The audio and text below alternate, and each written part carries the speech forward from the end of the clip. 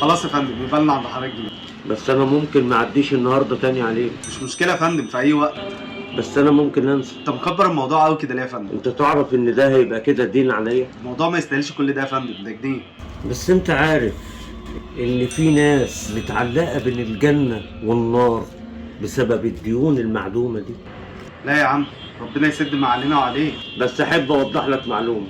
دلوقتي لو انا نسيت ان انت ليك عندي جنيه وانت نسيت تفكرني بيه، وبعد كده انا افتكرت وجيت ما لقيتكش، ساعتها هتصدق بيه ونبقى استفدنا احنا الاثنين، انت حسنه وانا حسنه. خلاص يا فندم، كده كده حاجه بسيطه وانا مسامحك فيه. اذا كان كده ماشي. بقول لك ايه، السوبر ماركت اللي قبلك ليه جنيه عليا، وساعتها هيبقى دين عليا وانا ممكن امشي.